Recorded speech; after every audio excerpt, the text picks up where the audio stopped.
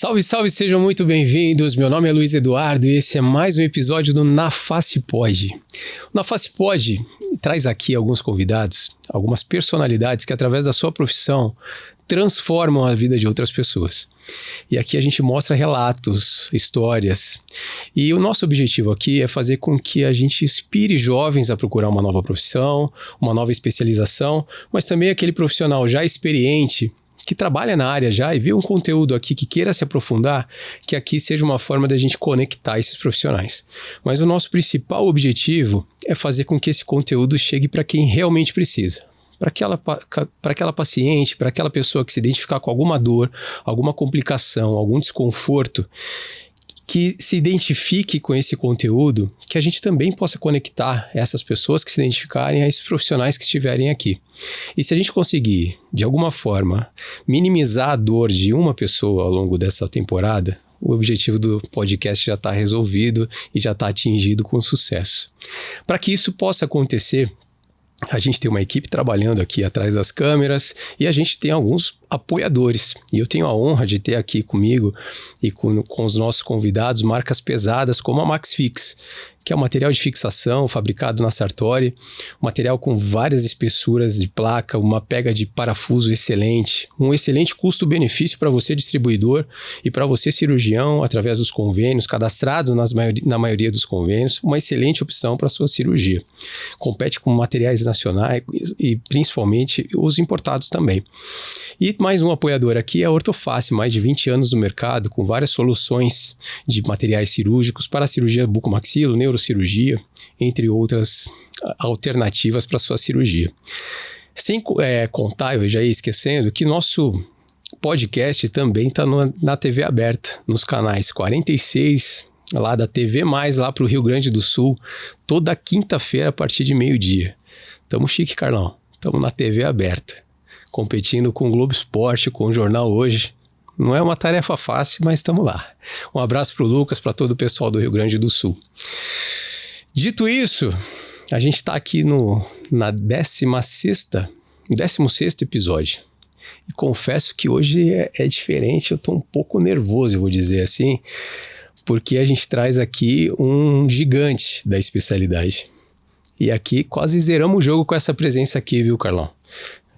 Com esse convidado, e a gente, quando ele aceitou, nem acreditei que ele estava aceitando, e a gente fica muito honrado de tê-lo aqui. É quase que uma unanimidade na especialidade, que tem muita história para contar, formou muitos profissionais, e eu tenho a honra de receber aqui o Dr. Lioge Wach. Muito obrigado pela presença, doutor, seja muito bem-vindo. Imagina, Luiz, eu que agradeço a oportunidade. Você sabe o carinho que eu tenho pela Ortoface, né? Sim. A minha história se confunde aí com o início dessa empresa. Então, eu sempre brinco com todo mundo, né? Que uma coisa que eu me arrependo na vida é de não ter ficado com um pouquinho de percentual da empresa da Ortoface. Mas, para mim é uma honra e um prazer estar aqui. Que bom, obrigado, viu, doutor? É uma honra pra gente aqui. A gente vai trocando uma ideia aqui. Sim. E até eu tenho a oportunidade de perguntar muita coisa que a gente acaba não conversando no dia a dia, né? Você nasceu em Maringá? Onde que você nasceu? Não, eu sou paulista do interior de São Paulo, nasci em Tupã. Tupã? Mas fiz toda a minha vida, minha infância, né, em Junqueirópolis. É uma cidade pequena ali da Alta Paulista. Tupã fica perto de onde ali? É Alta Paulista também, fica perto de Marília. Tá. Mais próximo ali de Marília, mas é Alta Paulista também. Legal. E o ensino médio foi lá? Até o colegial, né? Na época era o colegial, fiz o segundo colegial ali em Junqueirópolis e Dracena, e o terceirão fui para Ribeirão Preto, fazer o terceiro colegial lá em Ribeirão Preto. Teus amigos estão lá? Mas em Junqueirópolis muitos ainda estão, né? Muitos mudaram, mas ainda tem bastante conhecido em Junqueirópolis, e a minha sogra mora lá, minha irmã mora lá, e vira e mexe a gente está indo para lá também. Que legal. Mata a saudade de lá. E nessa época que você estava fazendo o ensino médio, era terceirão lá naquela época? Terceirão em Ribeirão. Ribeirão? Isso, Ribeirão Preto. Você foi sozinho para lá? Tua família foi junto? Eu tinha uma tia que me deu suporte no primeiro semestre, e aí ela mudou, e aí para o segundo semestre eu fiquei numa pensão, com alguns amigos que também foram estudar lá em Ribeirão para fazer o terceirão lá. E teus pais com essa saída aí? Eu perdi meu pai muito cedo, né? Perdi meu pai, eu tinha 4 anos e ele era médico. E a minha mãe que ficou lá na cidade, ela era professora. E óbvio que era eu saí com 16 anos de casa, né? No terceirão eu fui estudar fora, morar sozinho com 16 anos.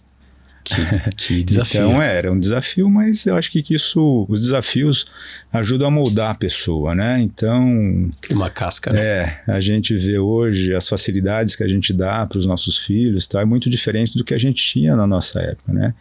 Mas eu acho que a dificuldade realmente molda a personalidade, molda caráter, e eu acho que foi uma fase importante. Você é filho único? Não, eu sou o caçula de 3, eu tenho 2 irmãs mais velhas. Aí quando você foi para Ribeirão, elas ficaram? Elas já moravam fora, já estudavam fora, né? Então eu fui o último a sair de casa. Aí minha mãe ficou sozinha. E ela? Mas ela sabia que era Aceitou necessário, bem. né? Era necessário, porque a gente tinha objetivos. E uma história que eu conto sempre é que a minha ideia, o sonho dela, obviamente, era que eu fizesse medicina por conta do meu pai, que era médico, né? Que especialidade que ele era? Ele era sanitarista. E ele fez na Escola Paulista de Medicina e fez a residência lá também. Mas assim, eu não gostava de sangue. E eu falei, não vou fazer medicina porque eu não gostava de sangue. Eu sempre conto essa história. A gente mora, ainda tem a nossa casa lá, numa esquina que tem um certo movimento. E vira e mexe tinha acidente nessa esquina. Aí eu, pequeno, via os acidentes, via as pessoas sangrando e tal. Eu falei, nossa, não sirvo para isso, né? Não sirvo para ver. E aí eu falei, vou fazer odonto, vou ser ortodontista. Foi a minha história. Então eu entrei na faculdade de odonto querendo fazer ortodontia. E quando chegou lá no 3º e 4º ano, quando eu comecei a dobrar os arames, né? Furar os dedos, eu falei, não é isso que eu quero, não. Falei, agora eu tô perdido, porque achava que ia gostar da orto, né? Não gostava de nada antes. Também não vingou. Aí eu tinha um certo interesse por cirurgia, fui assistir a primeira cirurgia, passei mal. Tive uma lipotímia. O problema era o sangue. Eu falei, nossa, como é que eu vou fazer, né? Mas aí daí entrou a disciplina de cirurgia na faculdade. No 3º ano eu não gostei muito, mas no 4º ano, quando entraram outras técnicas cirúrgicas, daí eu comecei a achar que eu gostava daquilo realmente. E aí durante o 4º ano foi quando eu vi que era a área que eu queria. Embora no começo eu achava que não daria para medicina pela questão de ver sangue e achar que não gostaria de ver sangue, Primeiro descolamento de maxila, foi tranquilo? Então quando tem... Não, aí eu já nessa fase já estava tudo bem, mas quando eu pego meus alunos lá, que às vezes algum passa mal, eu falo, não esquenta não, que isso eu já passei por isso também, e nem por isso eu deixei de gostar da cirurgia depois. E aí você foi,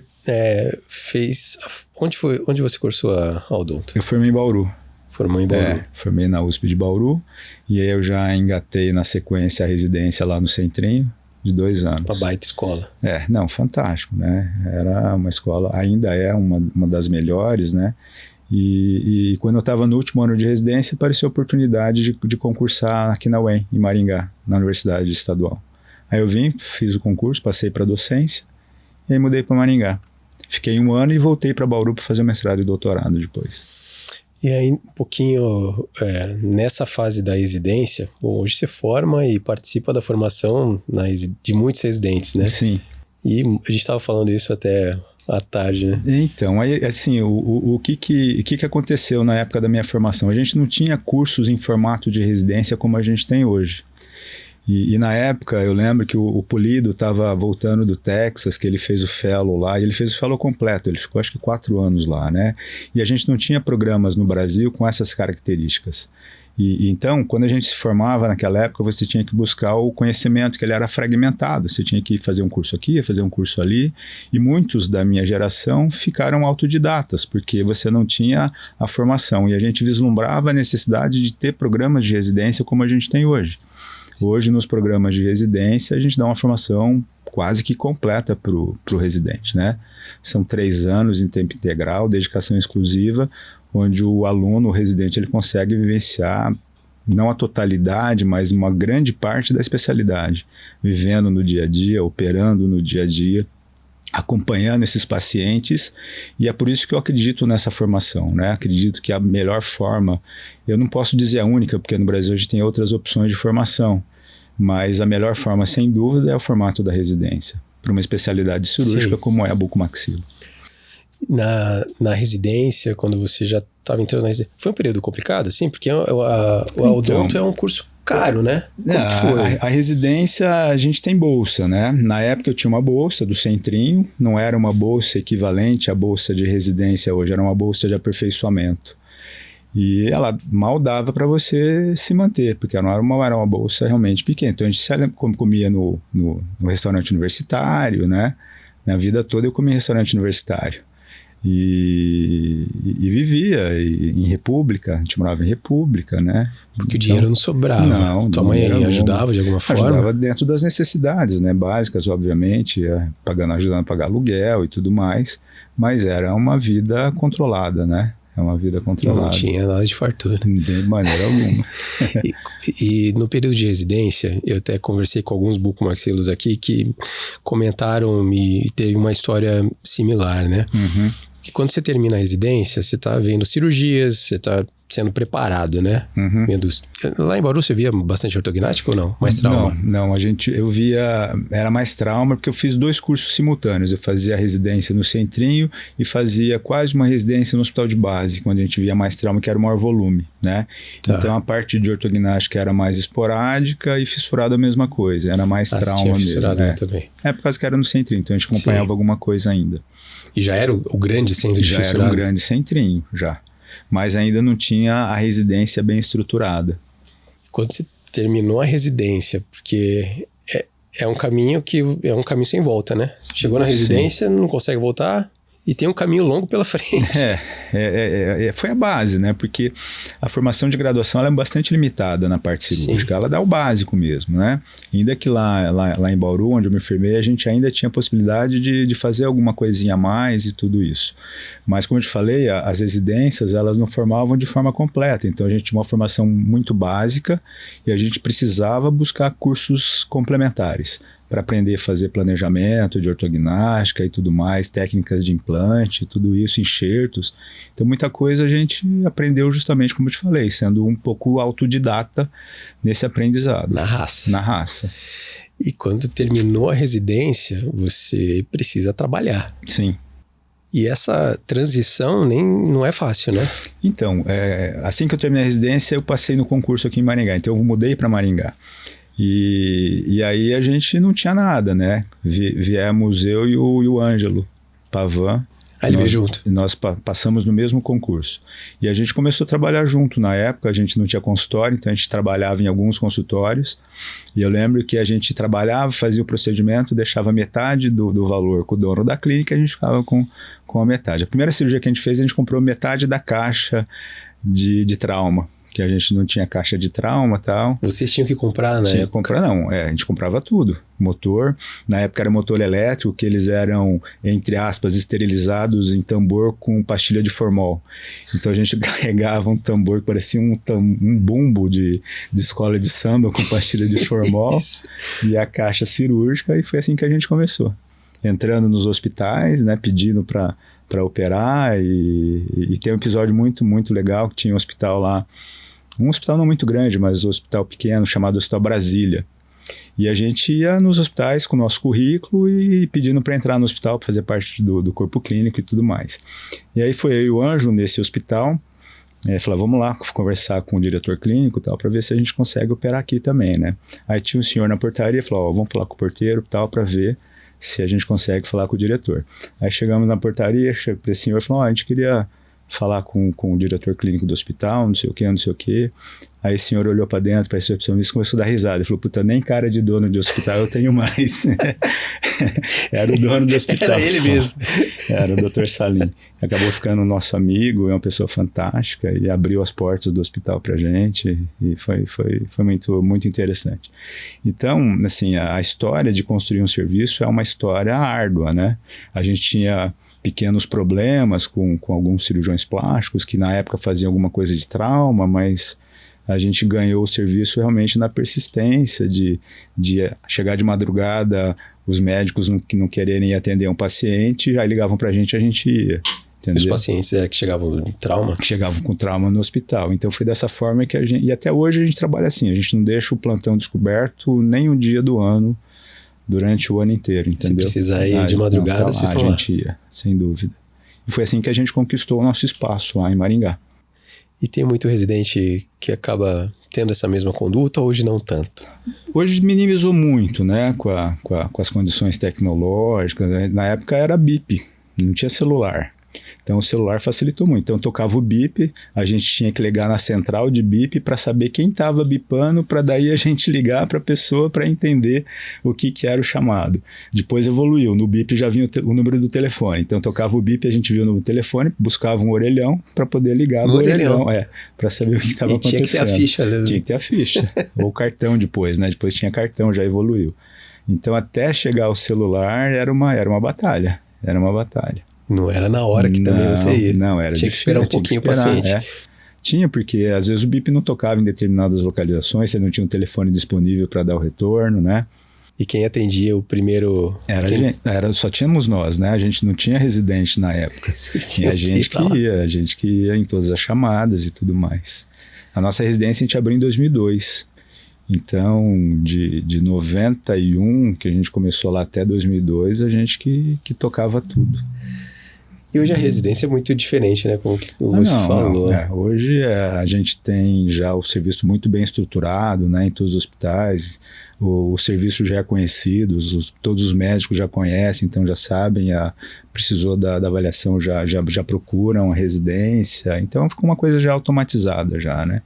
E você tem 3 filhas, né? 3 filhas. Uma foi para medicina? As duas seguiram o caminho do seu pai? Isso, as duas mais velhas para medicina. A mais velha agora terminou a residência em pediatria. A do meio está indo para o R2 de dermato. E a minha caçulinha, que formou em odonto agora e vai ser minha residente lá, que passou agora no concurso. Seguiu o seu caminho. Pelo menos uma. E ela chega com uma responsabilidade muito grande por ser filha do Dr. Lioge. Tem sim uma cobrança, mas ela tira bem essa situação, não tem problema não. E ela tá curtindo. Sem dúvida, né? E teve oportunidade, você tinha comentado que ela teve oportunidade de fazer outras residências, né? Mas ela queria ficar em Maringá mesmo, né? E acabou dando certo aí, graças a Deus e ao esforço dela, que estudou bastante. Que legal. A gente traz aqui vários bucomaxilos, a gente tem a oportunidade de conversar com muito deles no nosso dia a dia, né? Sim. E todos falam com muito carinho do Dr. Lioge, né? Que bom. E a gente fala com muitos que foram formados, né, por você. Uhum. E tem gente brilhando muito agora, até fora do Brasil. Matheus Spinella, que em algum momento vai estar aqui conosco. Entre outros, né? E outros já experientes falam com muito carinho e te colocam como uma referência na bucomaxilo, né? E você permeia entre vários profissionais, não só aqui. Como que foi essa construção? Cara, eu falo isso para os residentes, né? Eu acho que a construção de uma carreira, de um nome, ela tem que ser gradativa. Não dá para ser tão imediatista assim. Não tem atalho também. Não tem atalho, né? Você tem que buscar conhecimento, tem que sempre procurar fazer o melhor possível dentro das suas limitações. E entender suas limitações é um outro fator importante. Por isso que você tem que buscar conhecimento, buscar treinamento para ir superando essas limitações. Mas eu sempre falo para os meus residentes que tem que trabalhar de forma ética e honesta. Acho que isso é o principal. Se você trabalha de forma correta, o teu reconhecimento vem de uma forma sólida, isso que é importante, entendeu? Então, eu acho que esse carinho, né, que as pessoas falam a meu respeito é por conta disso, de você procurar ser respeitoso, né, cordial, acho que isso é fundamental. O cirurgião bucomaxilo tem a fama de ser muito arrogante, né, isso dentro da classe odontológica é meio que já é um preconceito já definido isso, que eles acham que a gente se compara a semideuses, não sei o quê, mas que é diferente. A especialidade cirúrgica que a gente trabalha no hospital é diferente das demais especialidades odontológicas. Ninguém é melhor do que ninguém. Isso eu falo para os meus residentes. Então, quando o residente chega lá em Maringá, eu falo, você tem que tratar bem todo mundo, né? Desde o funcionário que está lá te servindo alguma coisa, ou que está fazendo a limpeza, ou que está na portaria, até o diretor médico, o diretor clínico do hospital, todos são iguais, todo mundo merece respeito, assim como os pacientes. E eu acho que é isso, essa filosofia que a gente tenta passar, que ajuda a construir uma imagem favorável. E você é espelho para muita gente que está saindo agora, né? A gente sempre... O que dá o exemplo, né? A gente procura ensinar o melhor, sem dúvida, né? Sempre. Esse pessoal que está saindo agora da residência e até voltando um pouco lá na tua residência, fazendo uma analogia com o futebol aqui, todo mundo fala, tem essas conversas aí de bar, que se o Pelé jogasse hoje, ele seria muito melhor, porque teria toda a tecnologia. Sem dúvida, sem dúvida. Se eu tivesse tido uma residência como a residência que eu ofereço hoje, eu teria economizado muito tempo da minha vida, não tenha dúvida. Se você estivesse fazendo a residência hoje. Sem dúvida. Sem dúvida, porque as dificuldades eram muito grandes, né? Não só tecnológicas, mas de instrumental, de material. Mas não tem jeito, né? Você vai ficando melhor à medida que você vai tendo experiência. E a experiência não se compra, né? A experiência se adquire. Uma bagagem que você vai construindo. Né? E aí eu sempre falo isso, para um cirurgião se achar mais ou menos bom, por 10 anos de especialidade, entendeu? Então, antes disso, dificilmente ele vai ter tido oportunidade de vivenciar todas as situações cirúrgicas, que a especialidade é muito ampla. E ela aumentou muito agora com esses avanços tecnológicos. Então, menos de 10 anos de experiência numa especialidade cirúrgica como a nossa, eu acho que a pessoa não pode se achar como um cirurgião de um bom nível. A partir daí, ele passa a ter experiência, e a experiência ela vem com os bons e com os maus resultados. Né? Colocar o pezinho no chão, né? Até a gente brincou, né, que o cara que fala que só tem sucesso, ou ele é mentiroso, ou ele não é cirurgião, ou não faz cirurgia. Porque mesmo procurando fazer tudo da melhor forma possível, você tem alguns casos que você podia ter feito melhor. Isso acontece, né? Isso acontece. Caso bonito, caso bom, todo mundo mostra, todo mundo posta, né? A gente vai falar de rede social aqui. Mas no teu começo, teve casos que não ficaram tão bons. Né? O que, pelo menos na tua opinião, o paciente saiu feliz, o paciente saiu operado, tá com a função devolvida, mas aquele caso que você não ficou do jeito que eu queria. Como que foi administrar isso, pelo menos teus primeiros casos, assim? Cara, isso na verdade acontece ainda hoje, que você fala, poxa, eu podia ter melhorado aqui, e eu acho que isso faz parte do crescimento.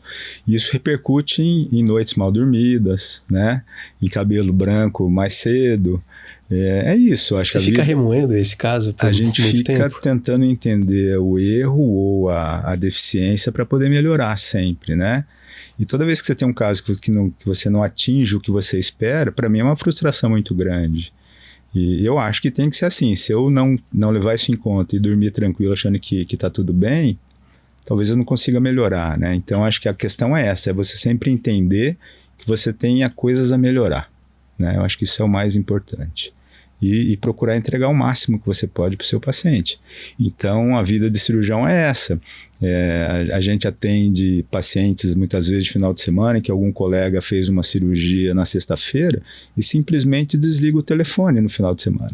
E o paciente precisa contactar e o cara some. Aí o cara vai onde? Vai no hospital. E aí a gente acaba tendo que atender esse paciente, onde o normal era o profissional que fez o procedimento dar o suporte, né? Completo. Então eu falo isso para os alunos também. Se você quer ter tranquilidade de final de semana, ou não opere na sexta, ou não seja cirurgião. Porque se você operar, você tem que você tem que estar acessível para o teu paciente, né? E eu sempre falo que em questão de saúde, é muito melhor a gente pecar por excesso do que por falta. Eu sempre falo isso para meus pacientes. Me liga, tem dúvida, me liga. Então eu dou sim meu celular para o paciente. E na grande maioria das vezes, às vezes o paciente ele procura não te ligar, porque ele não quer te incomodar. É o que meus pacientes falam, mas não queria te incomodar. Eu falei, não, mas eu te orientei que tem que me ligar. Para isso mesmo. Para isso mesmo. Então, aquele paciente que passa do ponto, que fica reclamando de coisa que não tem necessidade, é muito pouco. Eles não reclamam. Não, muito pouco. E eu sempre falo, não, vocês têm dúvida, me liga. Manda mensagem, às vezes não consigo responder na hora, porque eu estou fazendo alguma atividade, mas eu vou te responder. Mas você tem que estar acessível. Numa especialidade cirúrgica, você tem que estar acessível. E deveria ser algo tão óbvio, natural, né? Natural. Exatamente, mas não é. Infelizmente, você tem que apagar muito incêndio dos outros ainda. E aí talvez faça a diferença, né, entre os profissionais. O profissional que envolve nessa área não pode ter hora, né? Se você tiver que ir para o centro cirúrgico de madrugada, você tem que ir. Se tiver que dar um suporte para o paciente no final de semana, você tem que dar. É assim a nossa especialidade. Não é à toa, né? Que construiu o teu nome como construiu, né? São essas rotinas, essas ações. Exatamente. Né? Eu acho que é esse tipo de pensamento que faz você ser um profissional melhor, né? com respeito. Acho que é importante você ter respeito dos seus colegas, dos médicos que trabalham junto nos hospitais, né? Entender a importância da nossa especialidade, é isso que a gente busca sempre. Aqui eu tenho a oportunidade de humanizar, né, os cirurgiões aqui, né, que a gente vê como o Dr. Lioge, como vários outros que passaram aqui, a gente tem a oportunidade de humanizar, eu tento fazer isso ao máximo. E hoje muito natural para você toda cirurgia, né? Por mais que deve ter uma adrenalina natural também. Sim, é. Mas como que é a véspera de cada cirurgia, assim? Você dorme bem? Hoje sim. Hoje, né, é óbvio que tem procedimentos que você fica um pouco mais ansioso para realizar, fica revendo o que você planejou, questiona se o que você planejou é o melhor mesmo, enfim. Mas antes era mais difícil. No começo, quando você... É o que eu te falei, a gente tem que ganhar experiência cirúrgica, e você ganha experiência cirúrgica operando. Se você tem uma formação mais limitada, que foi no meu caso, a minha residência era mais limitada, a gente não tinha as oportunidades que a gente dá hoje para os residentes, então você vai com uma insegurança maior, né? Você vai com um receio maior. Eu acho que isso é importante. Você tem medo, você vai mais precavido, você vai mais cuidadoso, você vai mais ponderado. E o que eu vejo hoje em muitos alunos formandos é que parece que eles perderam esse medo, né? É mesmo. Não sei se pela ignorância ou pela personalidade mais destemida, mais agressiva, mas no começo é o que eu falava, a gente ficava realmente noite sem dormir antes da cirurgia e noite sem dormir depois da cirurgia, para ver como é que foi o resultado, como é que foi o pós-operatório e tudo mais. E antes que era até mais complicado o pós-operatório. Né? Era pior, porque a gente não tinha os equipamentos que a gente tem hoje. A gente fazia fraturas de face com fio de aço. Então a cirurgia era muito mais demorada, né? Era muito mais complexa. E hoje você tem uma previsibilidade muito maior. Hoje, né? Graças a esse avanço tecnológico, a gente consegue resultados muito melhores, melhores. E você tem uma esposa também que é da área, né? Então fica mais fácil discutir em casa sobre isso, né? Em casa é todo mundo da área médica, né? A minha esposa Lília é dentista também, é docente da UEM também, e ela milita na parte mais de radiologia e diagnóstico, né? Então a gente conversa bastante, sim, sobre odontologia de maneira geral.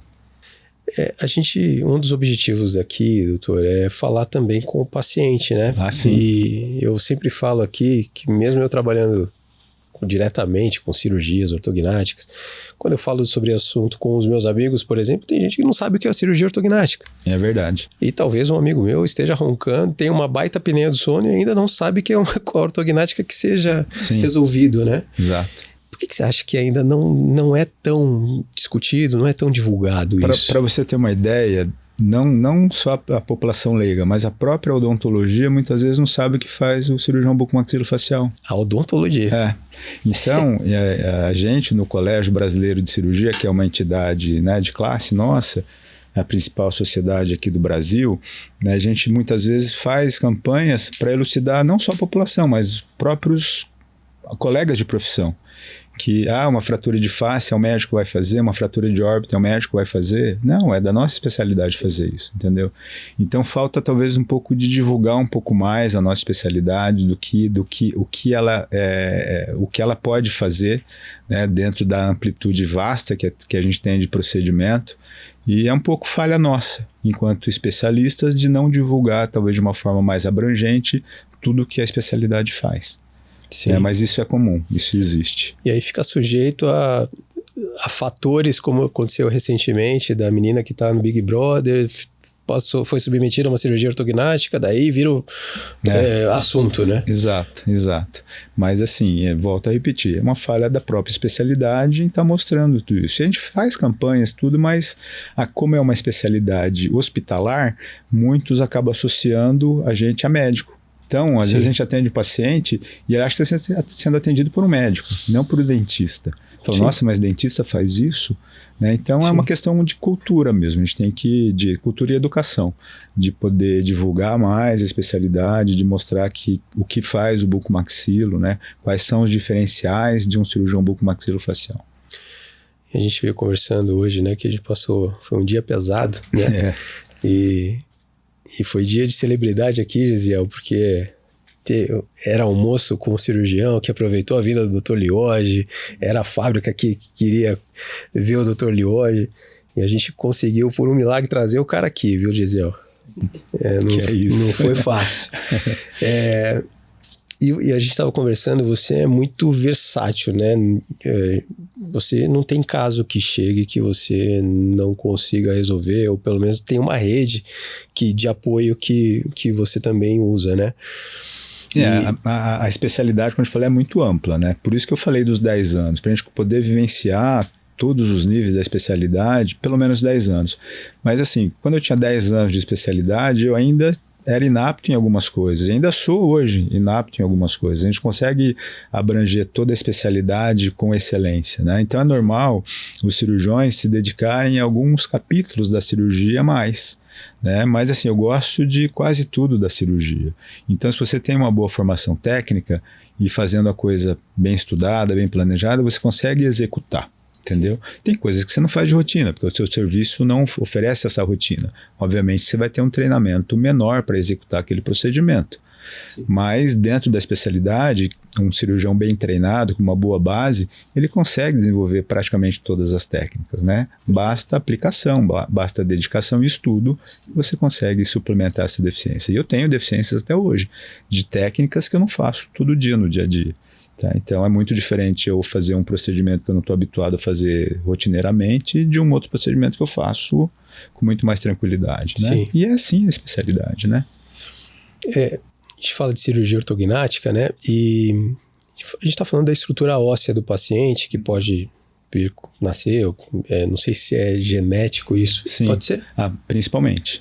Tem os fatores ambientais que interferem também, mas a genética é o fator mais importante. Então, se algum grau de parentesco for classe 3, possivelmente alguém da família vai vir. Sim, você pode ter essa... E o contrário também. Exatamente. Os fatores externos, o que seria? Chupa-dedo, por exemplo, respiração bucal. Aqueles dentinhos ali de chupar chupeta, por exemplo. Você pode criar uma mordida aberta esquelética que, dependendo da idade que você for tratar, passa a ser cirúrgico, não resolve mais. Isso aí não é... Não, isso acontece. O paciente que é respirador bucal, ele não vai ter um desenvolvimento da maxila da forma adequada, vai ficar com a maxila muitas vezes atrésica, vertical, entendeu? Então, os fatores ambientais também influenciam nessas questões, mas o genético é o mais importante.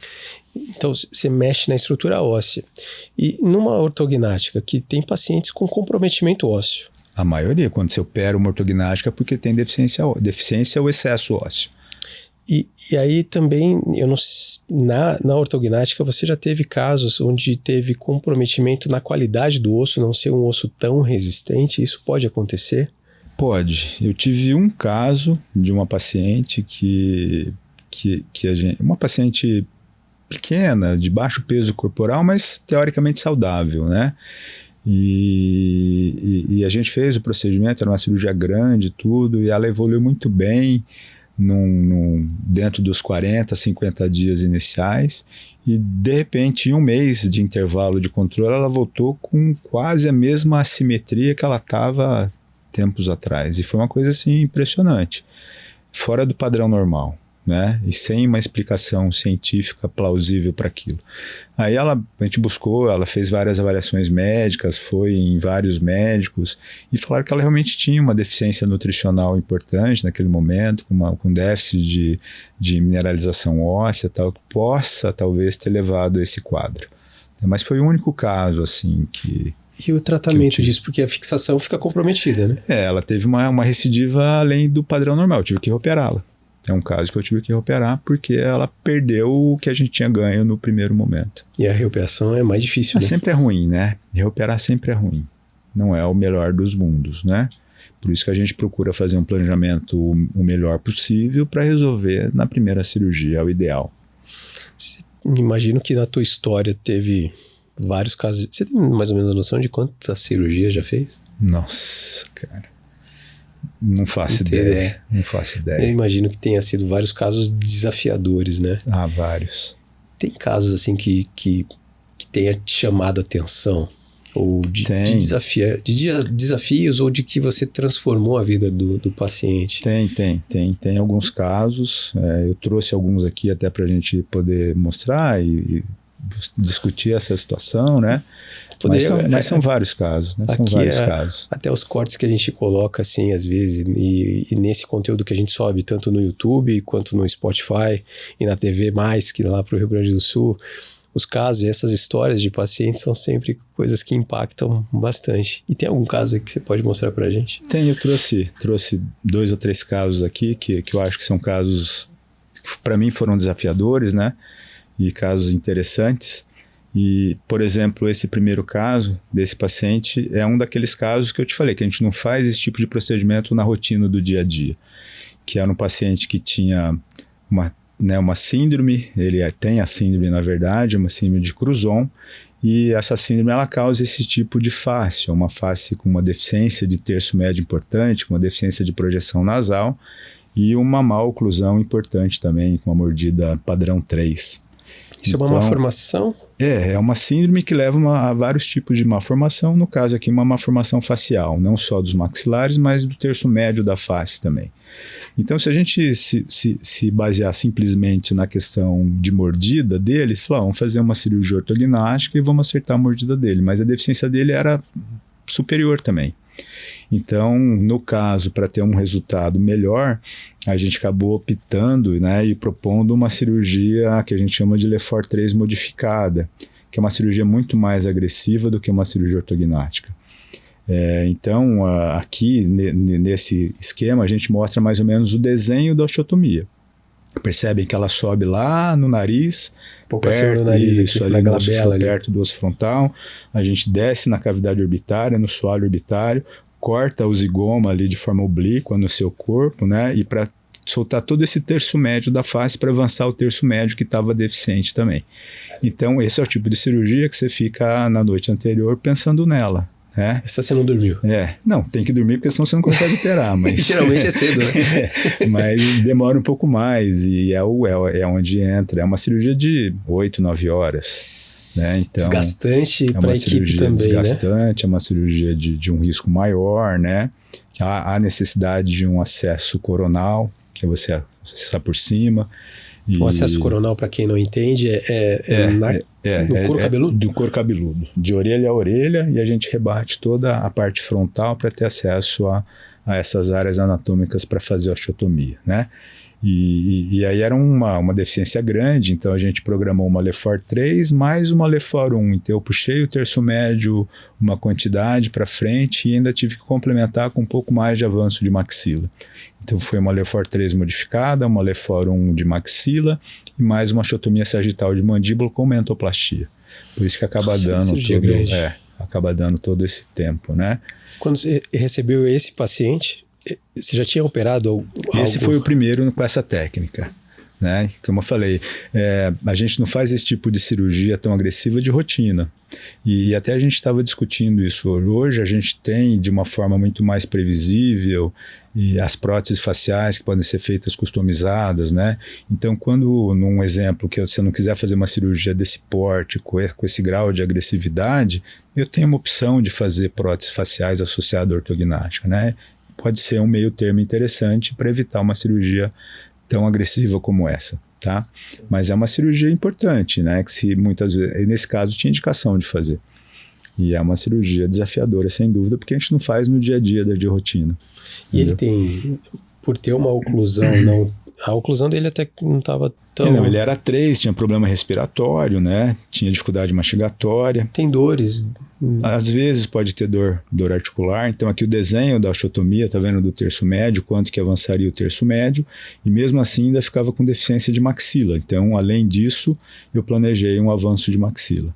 Como o software não dá para fazer, eu tive que fazer 2 planejamentos dentro do software para poder fazer todos esses movimentos, né, de forma sincronizada, tá? Então eu fiz a Lefort 3, avancei o terço médio, se eu não me engano, 5 milímetros, aí fixei o terço médio, fiz a osteotomia Lefort 1, avancei mais uns 5 milímetros.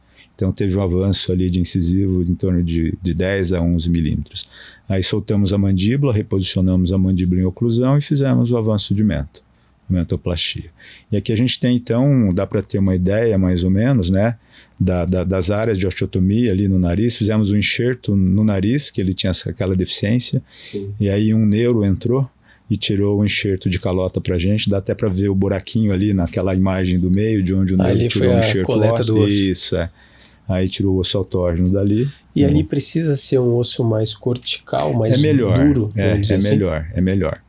E como a gente ia fazer o acesso coronal ali, o neuro já aproveitou o nosso acesso e já fez a remoção do enxerto do parietal ali, né, que é um osso córtico medular, mas uma cortical bastante importante, que a gente fixou no nariz, que dá para ver ali, ó, na vista de perfil, o enxertinho aqui também, ó. Sim. Lá, no nariz.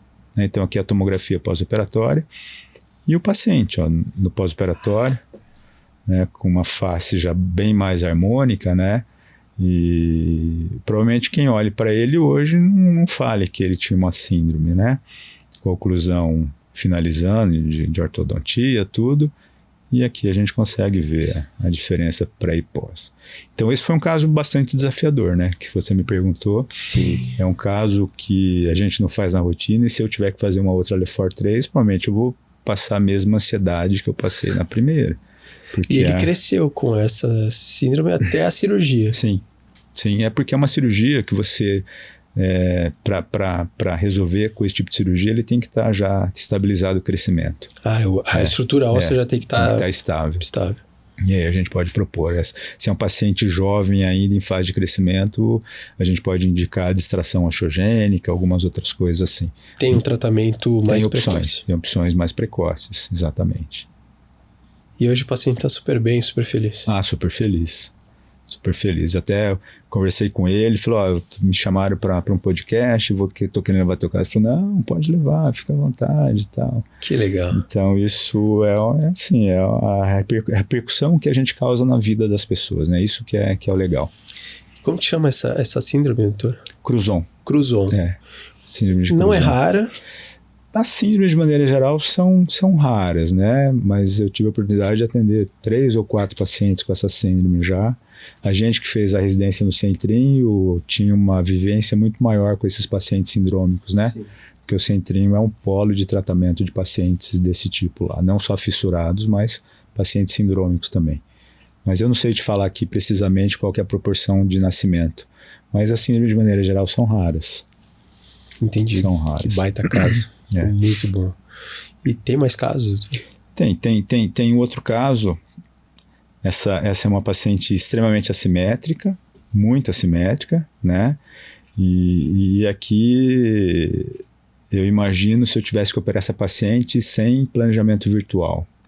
O planejamento virtual ele veio ali por volta de 2012, 2014, por aí, justamente foi pensado para resolver casos como o dessa paciente. Porque para a gente planejar um caso com radiografias convencionais, com traçado manual, é muito difícil, muito complicado. E essa é uma paciente de uma simetria extrema, né? Se a gente olhar as fotos dela, a gente consegue ver que ela tinha uma simetria muito importante. Olha a mordida dela, como era totalmente fora ali, a linha média da maxila com a mandíbula, da coisa ali de quase 1 centímetro de alteração. Né? E aqui não teve nenhum acidente, nenhum trauma, nada? Não, foi uma assimetria facial. E até eu atendo a família dessa paciente até hoje, né? E na semana passada eu fiz alguns implantes na mãe dessa paciente, e aí ela comentando, falou, nossa, me falavam que ela precisava operar e eu achava que ela não era torta. Aí a gente mostra as fotos, ela fala, meu Deus do céu. Trouxe a realidade. Como que eu podia não ver isso, né? E o relato da mãe dela. E hoje, assim, muda a vida mesmo, Sim. né? Muda a vida da pessoa. E você falou do planejamento virtual, Sim. né? Para quem não tem essa vivência, é um software que você tem uma previsão e opera antes, né, o paciente. Aqui tem a imagem, né? Olha a tomografia dela, como ela era muito assimétrica, percebe? Sim. E a foto de um planejamento virtual. Tem vários softwares que você faz o planejamento, né? E você consegue prever os movimentos no planejamento. Então você sabe onde vai ter excesso, onde vai ter toque, onde vai ter falta, o quanto que você tem que rodar mais para um lado ou para o outro para procurar da melhor simetria possível. Tá? Então, ele permite, por exemplo, eu avaliar que tinha um lado da mandíbula que tinha um excesso, ia ficar assimétrico. Então eu planejei fazer um corte da base para igualar um lado com o outro. Então isso, provavelmente eu teria muita dificuldade de fazer isso em radiografias convencionais. E mesmo com planejamento virtual, se a gente olhar essa imagem, ó, olha como a mandíbula dela é assimétrica. Então, mesmo fazendo um planejamento virtual, essas assimetrias que a gente chama intrínsecas dos maxilares, às vezes a gente só vai conseguir compensando depois com uma prótese de preenchimento. Então isso é importante também, que no planejamento virtual a gente consegue identificar essas deficiências de formação, de formato. E a gente, mesmo com ortognática, mesmo com planejamento virtual, a gente acaba tendo dificuldade em sanar essas assimetrias intrínsecas. Sim. E a gente tem que relatar isso para o paciente, falar, olha, eu deixei tudo mais equivalente possível, mais proporcional possível, mas mesmo assim o formato da mandíbula eu não tenho como mudar. Consigo melhorar de alguma forma e talvez você precise de um preenchimento, ou seja com um preenchedor, ou seja com uma prótese, para poder dar uma simetria ainda melhor. E a prótese você faria num segundo momento? No segundo momento. No segundo momento, porque o paciente assimétrico, ele tem uma simetria, não é só de tecido ósseo, é de tecido mole também. E muitos pacientes, quando a gente opera de assimetria, eles ficam com uma simetria de tecido mole que vai demorar tempos a igualar. E esse demorar tempos pode significar 1 ano, 1 ano e meio. Eu tive um paciente que operou uma vez, de uma simetria muito grande também, e durante 1 ano ele falou, nossa doutor, toda vez que eu chego pergunto se eu tirei o dente do siso, porque parece que eu estou mais inchado de um lado do que do outro. Sim. E aí você olhava a tomografia certinho, a parte esquelética e tal, e à medida que o tempo foi passando, ele foi igualando a parte muscular. Óbvio, você pode indicar fono, né? Você pode fazer hoje preenchimentos para amenizar isso, sim, mas na época a gente não tinha essas alternativas. E o paciente falou, olha, você vai ter que ter uma orientação de uma fono, um acompanhamento de fono, trabalhar mais o lado hipotrófico, né, hipotônico, para poder ganhar essa tonicidade, esse volume que você tinha mais envolvido do outro lado. E aí, com o tempo, as coisas musculares vão se equilibrando e o paciente ficou simétrico depois do tecido mole também. Então, toda vez que a gente opera uma grande assimetria, a gente tem que chamar a atenção do paciente, que eventualmente ele pode manter algum grau de assimetria ainda, que pode ser do tecido mole. Que não vai sair da cirurgia, olhar no espelho e achar que está tudo equilibrado. E é importante você trazer, quando você trabalha com a estética, de você trazer para uma situação realista. Não dá para você criar uma expectativa além do normal no paciente. É quando você tem as decepções, entendeu? Então você tem que trazer o paciente para a realidade. E falar de tudo que pode acontecer. Exatamente. Isso é importante. Isso é muito importante. E aí, ó, no pós-operatório imediato, que tem 15 dias de pós-operatório, né? E rejuvenesceu. Muda a face e tudo mais, né? Então, são mudanças importantes que provavelmente se eu fosse planejar da forma convencional, tradicional, dificilmente eu conseguiria obter um resultado como esse. Ó, oclusão de 15 dias, com segmentação e tudo mais. Olha como ela era. E o resultado de 15 dias e um resultado agora mais tardio. Que caso bonito. Esse resultado foi de um mês atrás eu fiz essas fotos. Essa cirurgia deve ter aí pelo menos uns 10 anos, mais ou menos, né? Então a gente consegue resultados bastante interessantes. E a gente está falando de um pós-operatório de quantos dias para ela voltar à rotina normal? Olha, a ortognática ela evoluiu bastante, né, com as técnicas minimamente invasivas. Antigamente, uma restrição que o paciente tinha era de ter que ficar com a boca bloqueada por 42 dias. Isso não acontece mais, o paciente sai de boca aberta. Embora saia de boca aberta, os meus pacientes eu deixo 1 semana com dieta líquida. Né, ele vai ter abertura e fechamento, mas eu mantenho a dieta líquida. Com 1 semana eu libero uma dieta macia. O que é uma dieta macia? Arroz, feijão, macarrão, frango ensopado, carne de panela, quase uma dieta normal. Aí pode comer essas coisas. Pode. Nada duro, né? Porque a gente vai ter consolidação óssea por volta de 42, 45 dias. É quando ele começa a voltar a uma rotina alimentar quase normal, praticamente normal, né? Atividades físicas, ele pode voltar com esse tempo também. Ah, mas eu jogo bola, daí é mais tempo, né? São 60, 90 dias, esporte de impacto. Boxe nem pensar. Não, boxe 90 dias. O Muay Thai, boxe, karatê, aí 90 dias. Então, a cirurgia ortognática ela evolui muito com o sistema de fixação. não precisa mais ficar bloqueado, o paciente sai praticamente com função, né? Mas por comodidade eu peço para o paciente não mastigar na primeira semana, fazer uma dieta mais líquida. Eles obedecem. A grande maioria sim, sem problema. Sem problema. A minoria já está comendo torresmo no dia seguinte. Não, torresmo eu não libero, não, só depois de 42, 45 dias. Que caso bonito, como muda o olho do paciente, né? Muda a vida, na verdade, né? Muda a vida do paciente. Não é nem só a posição dos olhos, né? Mas parece que muda o brilho, sim, inexplicável. Sim. São casos realmente que pelos relatos do paciente faz uma mudança total na vida da pessoa, né? E você sempre foi um cara muito antenado a tecnologias, né? Não tem como você ficar alheio, né?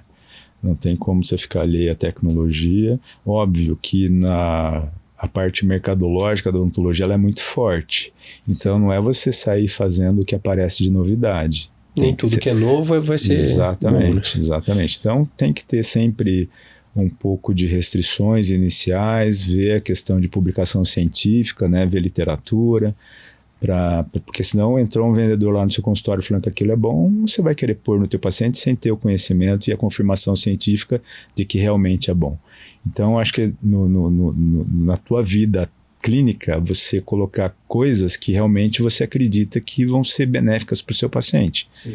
A gente não faz teste em paciente, a gente faz teste em pesquisas, né? Por isso que tem as pesquisas para isso. E quando você tem a comprovação científica de que aquele método é eficaz, vai dar bom resultado e benefícios para o teu paciente, é quando a gente acaba adotando, né? Tem muitos pacientes hoje que têm um comprometimento ósseo, como a gente conversou aqui, né? Sim. E essa é uma das suas grandes especialidades, onde você dá várias aulas sobre isso, né? Sim. E tem solução, mesmo aqueles pacientes que não têm osso tão sadio. Eu vou mostrar um caso aqui, acho que é o último caso que eu trouxe, que é um caso que para mim foi bastante desafiador também. É um caso de uma paciente que chegou para mim nessa situação, tá? Então nessas imagens que a gente vê 4 fixações zigomáticas e mais 2 implantes ali na região de tuberosidade, de processo pterigóide. E qual que era a história dessa paciente? A primeira parte que ela tentou de reabilitação foi com os implantes justaósseos. Não sei se você chegou a saber. O implante justaósseo era uma técnica onde o profissional levava o paciente para o centro cirúrgico, abria a maxila dele, expunha o osso e moldava o osso com alginato. Fora. No centro moldava o osso, né, com material de moldagem. Moldava o osso, dava uns pontos na maxila, o paciente saía do centro cirúrgico, ficava no hospital, e ele mandava aquilo para o laboratório. O laboratório vazava o modelo, tinha o modelo do osso da paciente, em gesso, e criava uma estrutura metálica, que não era de titânio, era de ligas da época. E aí fazia como se fosse uma cela, né, abraçando o osso. No dia seguinte, com a estrutura pronta, voltava para o centro cirúrgico, reabria, soltava os pontos que ele tinha dado, reabria, colocava aquela estrutura metálica e suturava. E aquela estrutura metálica tinha 4 saídas de pinos, onde ele construiu uma prótese fixa, com carga imediata, que aí chamava de implante justaósseo. E esses implantes eram terríveis, porque eles contaminavam, perdiam muito osso, e foi o que aconteceu com essa paciente. Então ela fez essa técnica e depois de alguns anos ela teve problema, começou a infeccionar, perdeu o osso, e aí ela foi buscar um tratamento em São Paulo. Mas tinha resultados bons ou era uma tragédia anunciada já? Olha, eu nunca fiz essa técnica, né? Eu já tirei vários implantes justaósseos, e é muito difícil tirar, porque em alguns ele entra no osso, em alguma parte ele se integra, na outra parte ele faz fibrose, na outra parte ele contamina, infecciona, enfim. O fato é que essa paciente perdeu essa técnica, e aí tentaram fazer enxertos de ilíaco nela, né, que era uma outra opção. Só que qual foi a falha que pelo histórico que ela me falou? Quando ela tirou esses implantes justaósseos que estavam contaminados, no mesmo ato fizeram enxertia com ilíaco. Ou seja, contaminou o enxerto. E aí tirou o ilíaco, perdeu o enxerto. E aí E tirar do ilíaco não é fácil. Né? Mas era o que se fazia bastante na época, né? Era o padrão ouro, né? de reconstrução, era com ilíaco, com calota. Hoje praticamente a gente não faz mais isso. Tem dor local quando retira? Tem dor né? local, tem dificuldade de deambulação, e era uma cirurgia assim que o paciente podia ficar com sequelas disso, né? Além de ser uma cirurgia mais agressiva, mas era o padrão ouro da época. Hoje, com os biomateriais, com a qualidade que a gente tem, basicamente a gente faz muito pouco esse tipo de técnica hoje em dia, né? E ela então, ela já tinha feito uma técnica de justa ósseo, perdeu, fez a técnica de enxerto, contaminou, aí ela foi para São Paulo para poder resolver essa questão do enxerto que estava contaminado, e lá em São Paulo fizeram isso, tiraram o enxerto e a mesma falha que eu considero falha, tiraram o enxerto contaminado e fizeram essas fixações zigomáticas numa área contaminada. Obviamente que deu ruim, né? Deu problema, e aí ela veio, quando ela veio me procurar, numa situação já assim, deixa eu voltar aqui, nessa situação, ó, ela já tinha perdido uma fixação, tinha perdido um daqueles implantes, e com comunicação bucosinusal, com uma prótese solta, suporando tudo, e, ou seja, com tudo perdido já, né? E numa situação assim, emocional muito abalada. Imagina você passar por tantas cirurgias como essa, todas hospitalares, cirurgias agressivas, e não ter um bom resultado. Então, quando ela veio dessa forma, eu falei, olha, a primeira coisa que nós vamos ter que fazer é tirar esses implantes, para dar sanidade, né? Então, assim, era uma situação complicada, porque todas essas cirurgias mal sucedidas levou a uma perda óssea extremamente importante para ela. Então, ela tinha uma maxila atrófica, que parecia uma maxila de criança, com várias perfurações já, como a gente vê ali, ó, tá vendo? Com perfuração no seio maxilar, na fossa nasal, e aqui dá para ver bem o que sobrou de osso, ou seja, não tinha osso. E todas as perfurações, e numa paciente bastante deprimida pela situação, né?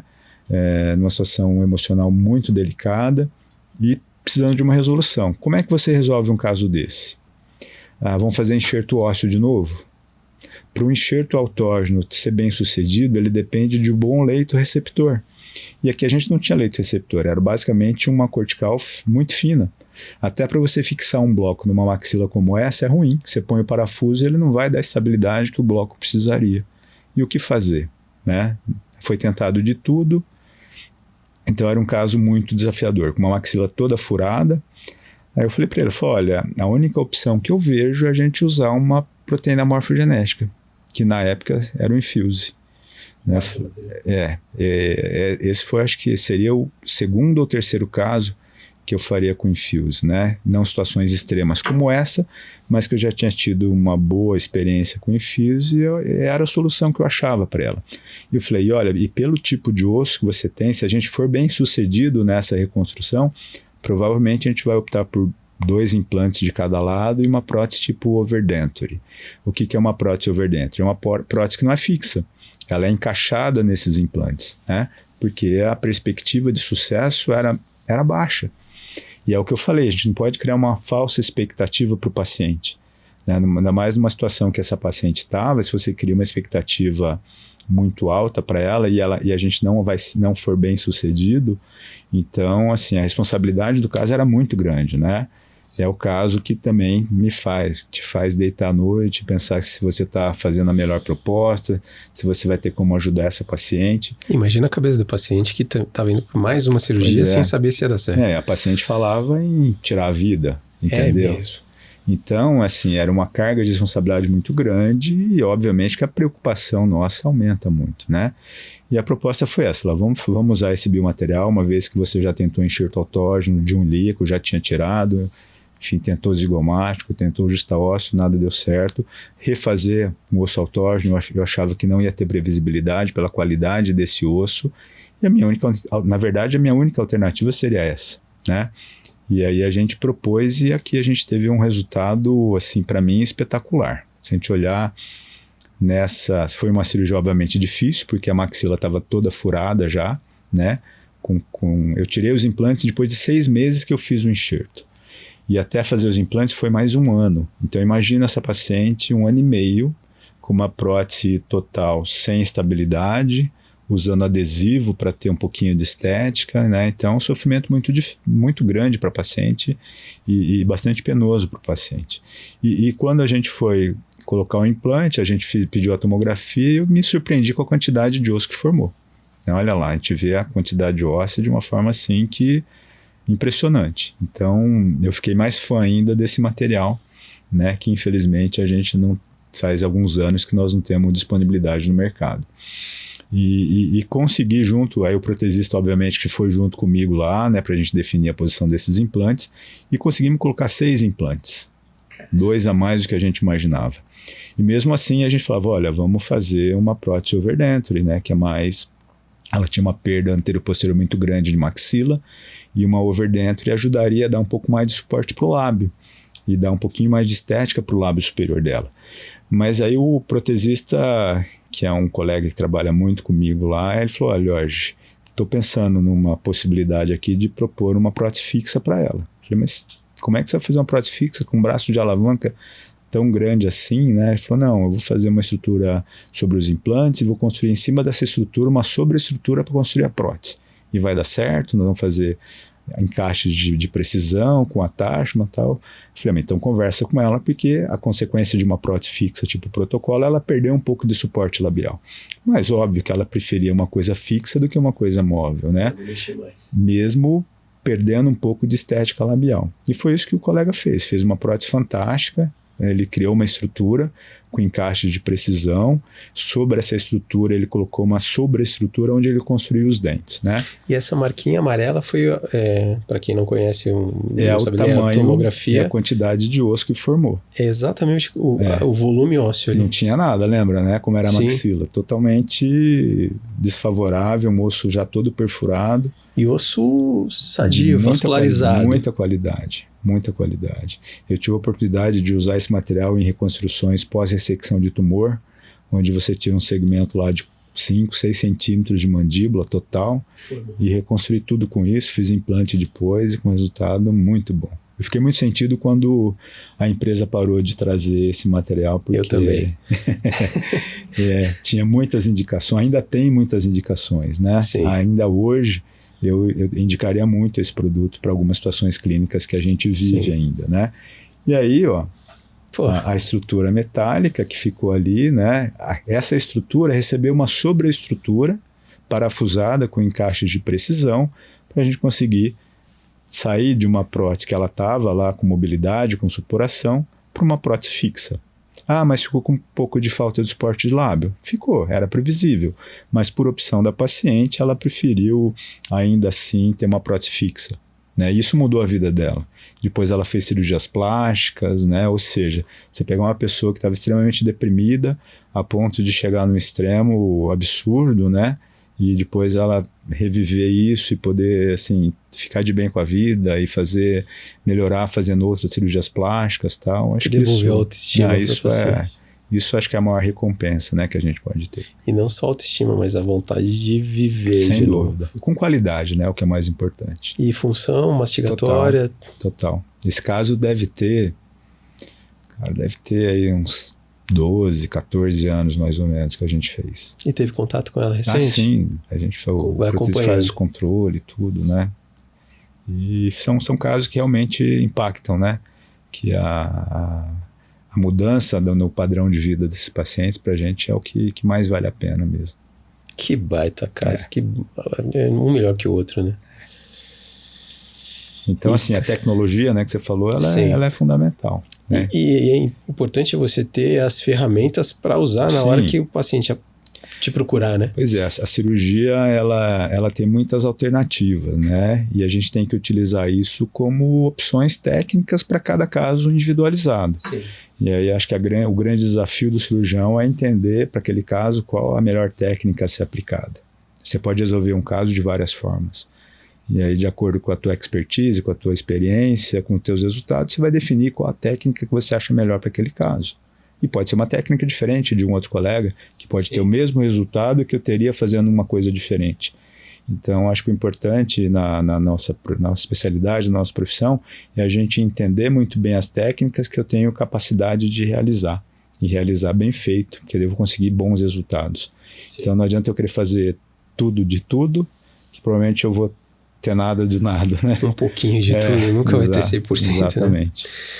Então, você que está vendo um caso como esse, se identificou, a gente vai colocar aqui na descrição, ou do YouTube, ou desse corte que você está vendo, as redes sociais do Dr. Lioge, e que, diga-se de passagem, um fenômeno das redes sociais, foi um outro assunto que a gente estava conversando, né? Que você teve uma evolução absurda nas redes sociais, né? Se eu te contar como eu montei meu Instagram, você vai dar risada. Eu nunca fui assim de rede social, né? Eu não gostava de gravar, de filmar e tudo mais. E aí um ex-residente meu, lá de Santa Catarina, o Marcelo, me convidou para participar de uma live que ele ia fazer. Uma live, se eu não me engano, com o Diogo Macedo. E ele falou, professor, eles já eram formados, já tinham feito a residência. Eu falei, professor, vou fazer uma live, o senhor não quer, né, entra lá, participa, não sei o quê. Isso na época da pandemia? Na época da pandemia. Tudo era live, né? Tudo era live. E aí ele me ensinou mais ou menos o passo a passo e tal. Eu sei que eu tentei entrar, que foi um pouco difícil, eu entrei. E aí participei, e aí a minha esposa começou lá, pai, você tem que fazer um Insta, não sei o quê. Aí fomos criar o Insta. Eu já tinha criado. Sem querer. Sem querer. Foi quando eu fui fazer a inscrição, de alguma forma eu criei o Insta, sem saber. Ela falou, não, mas você já tem. Eu falei, como já tem? Se tiver que fazer de novo, não sei como. Ele falou, inclusive já tem alguns seguidores daqui. Eu falei, meu Deus do céu. E ele falou, bom, já que está criado, vamos começar. E o meu foco quando eu comecei era principalmente tentar passar conhecimento, passar dicas cirúrgicas, né? Dica de técnica e tal. E foi sempre esse foco. E foi muito bem recebido, né? Enfim, mas é trabalhoso manter rede social, e quem mantinha minhas redes era minha esposa e minhas 2 filhas. Elas que eu fazia os conteúdos, e elas que postavam, viam o melhor horário para postar, qual o dia da semana era melhor.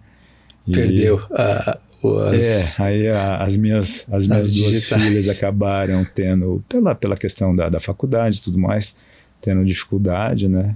E a gente acabou dando uma diminuída no ritmo. Mas que ainda tá lá, né? Tem conteúdo.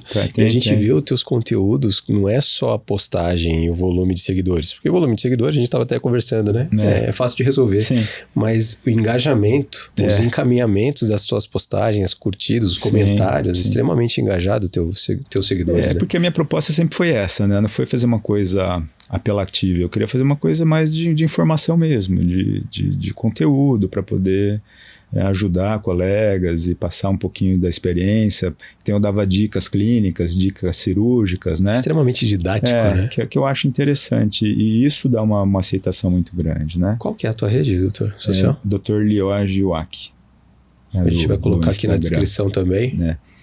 E foi uma surpresa, assim, pela receptividade e tal. Agora esse ano eu fiquei aí 1 ano e meio praticamente pouco ativo, né? Embora a gente continue repostando alguns vídeos tal, que são interessantes, e ela vem se mantendo, mas esse ano a proposta é a gente voltar a criar mais conteúdo e ativar um pouco mais. E querendo ou não, o paciente também está nas redes sociais, né? É uma forma de também levar informação para eles. Não era o principal objetivo, né? Mas assim, a resposta disso, sem dúvida, o paciente chega, conversa e fala, eu te vi lá, você postou não sei o quê, que legal. Então esse feedback é muito legal, Túlio, hoje você está à frente da UEM, uma das melhores faculdades de odontologia, uma das melhores residências, e você também se divide, por isso que eu falei que foi difícil de trazer, porque você não tem tempo para nada, tem que fazer reunião 5 horas da manhã com os teus sócios, e além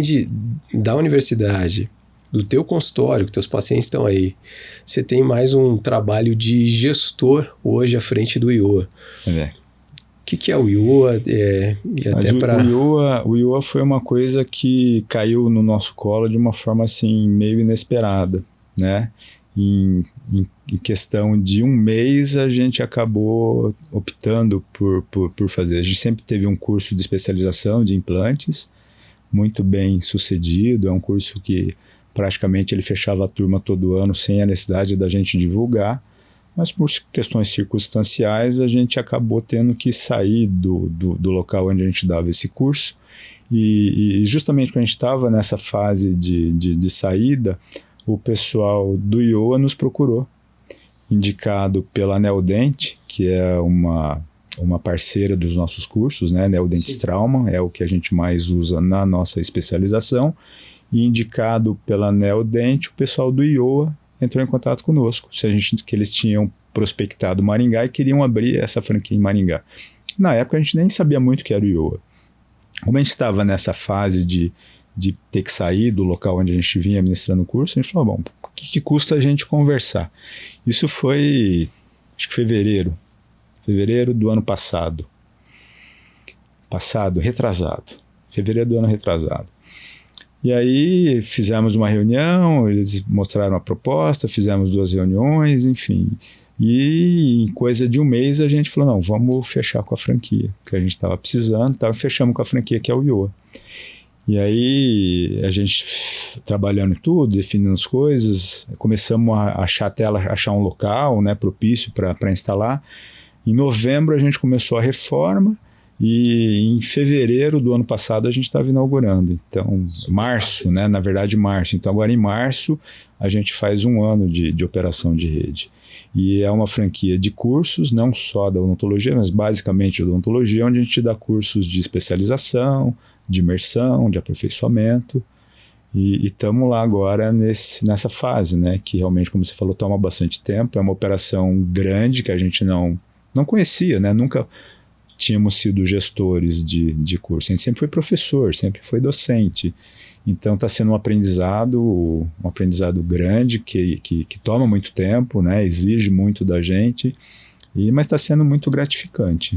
E o público que vocês atingem é residente que saiu da residência, é profissional que já está trabalhando na área?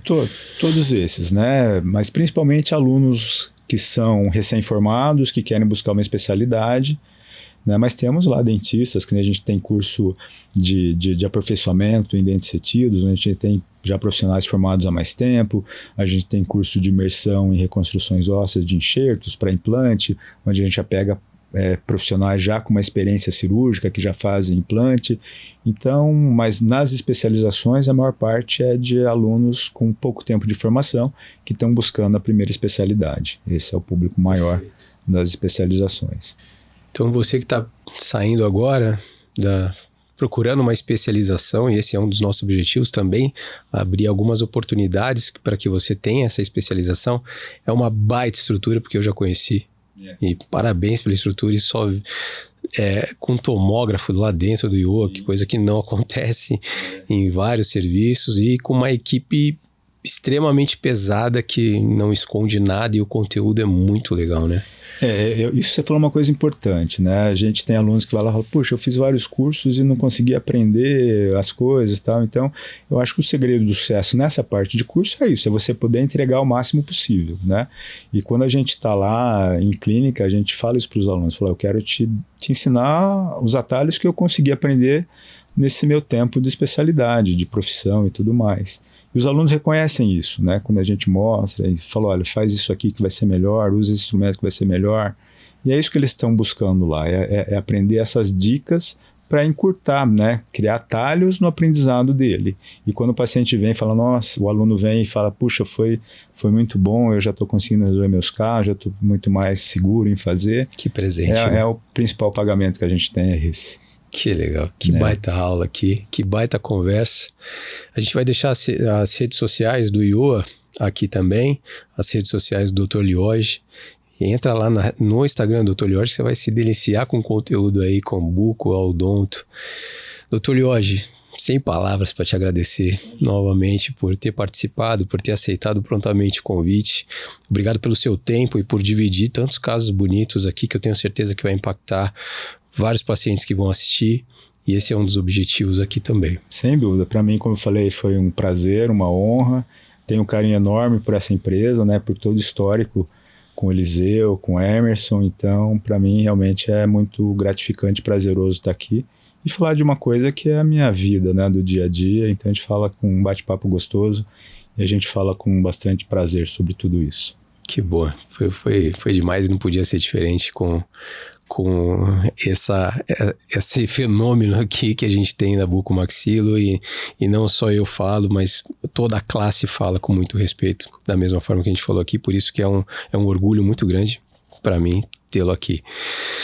Eu queria agradecer também a MaxFix, que está sempre conosco aqui nesse projeto, a Ortoface, como o Dr. Lioge falou, que é mais um apoiador. Inclusive da Ortoface, a Débora está aqui atrás das câmeras, o Carlos da Bionovation aqui também, obrigado pela presença, Carlão, também. Muito obrigado para quem assistiu, e você que estava com o celular no bolso só ouvindo, aqui é um videocast também, depois volta um pouquinho para ver os casos do Dr. Lioge, que são sensacionais, para você assistir e ver o antes e o depois, que eu sei que você gosta disso. E muito obrigado para quem ficou até agora. Acompanhe a gente nos canais do YouTube, do Spotify, os cortes na rede social, das redes sociais, siga a nossa página, encaminhe, porque você pode encorajar alguém a, de repente, fazer uma cirurgia como essas que o Dr. Lioge aqui mostrou e que está precisando, às vezes, de um empurrãozinho, de uma coragem para ver que o caso dela tem solução. Muito obrigado, Dr. Lioge, mais uma vez, muito obrigado. Fiquem bem, fiquem em paz e até o próximo episódio. Até mais.